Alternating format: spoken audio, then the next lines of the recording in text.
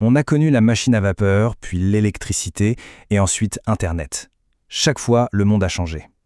Eh bien aujourd'hui, une nouvelle force est en train de tout, absolument tout transformer, c'est l'intelligence artificielle.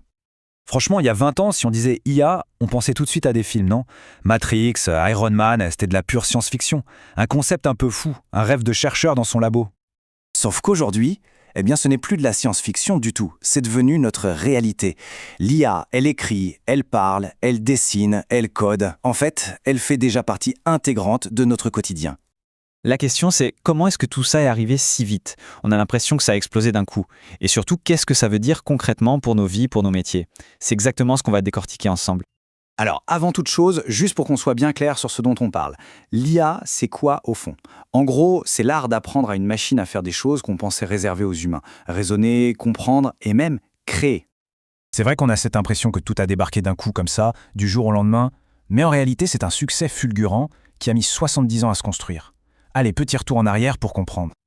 Ok, 4 dates clés à retenir. Tout commence en 1956, avec le rêve, la naissance du terme intelligence artificielle. Un long moment passe, puis 1997, coup de tonnerre, une machine bat le champion du monde d'échecs, Kasparov. Là, on parle de pure logique. Mais le vrai saut, c'est en 2016. AlphaGo gagne au jeu de Go, un jeu qui demande bien plus que de la logique. Il faut de l'intuition. Et enfin, l'étincelle finale, le moment qui change tout, 2017. Des chercheurs publient un papier sur une architecture nommée Transformer. C'est un peu technique, mais en gros, c'est ce qui a permis aux IA de comprendre le contexte dans une phrase. Et ça, c'est le véritable Big Bang de l'IA qu'on connaît aujourd'hui. Bon, assez parlé d'histoire, revenons à aujourd'hui. Parce que l'IA, ce n'est pas un truc de science-fiction ou de labo de recherche. Elle est déjà absolument partout, tout autour de nous. Et souvent, on ne s'en rend même pas compte. Par exemple, déverrouiller son téléphone avec son visage, c'est de l'IA. Le film que votre plateforme de streaming recommande, c'est de l'IA. La détection de fraude sur une carte de crédit, encore de l'IA.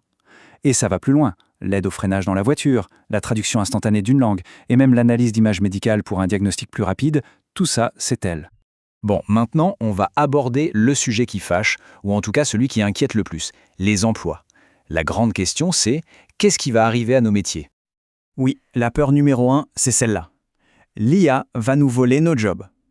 C'est l'angoisse de voir des machines tout faire à notre place et de se sentir inutile. Mais comme souvent, la réalité est beaucoup plus nuancée que ça. En fait, quand on regarde les données, par exemple celles de McKinsey, on voit une toute autre histoire. L'idée n'est pas que les métiers vont disparaître. Non, ils vont se transformer. On estime qu'environ 70% des jobs actuels verront une partie de leurs tâches, pas tout le métier, mais une partie, devenir automatisée. Et le pourcentage d'emplois qui pourraient être entièrement remplacés, seulement 5%. 5%. On est donc très loin du grand remplacement de l'humain par la machine. Mais attendez, ce n'est pas tout. Le revers de la médaille, c'est qu'on estime que cette révolution pourrait créer jusqu'à 400 millions de nouveaux emplois. Des jobs dans des domaines qu'on imagine à peine aujourd'hui, autour de la tech, de la donnée, de la créativité augmentée. En fait, c'est une histoire qui se répète. Pensez-y. Quand l'électricité est arrivée, le métier d'allumeur de réverbère a disparu. C'est vrai, mais celui d'électricien est apparu. L'IA, c'est exactement la même logique. Elle ne remplace pas les gens, elle remplace les tâches répétitives, la routine.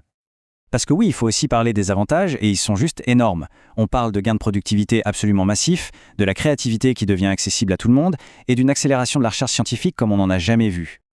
Mais attention, tout n'est pas rose, évidemment. Il y a des risques et il faut en être conscient. Parfois, l'IA hallucine, c'est-à-dire qu'elle invente complètement des infos.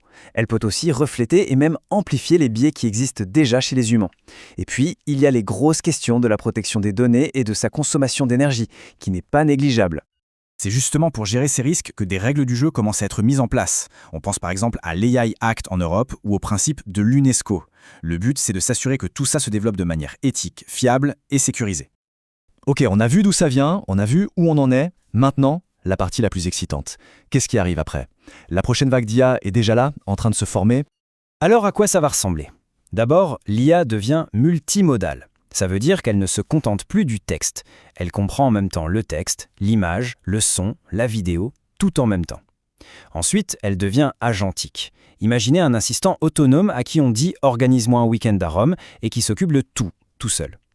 Et enfin, elle commence à voir et agir dans le monde réel.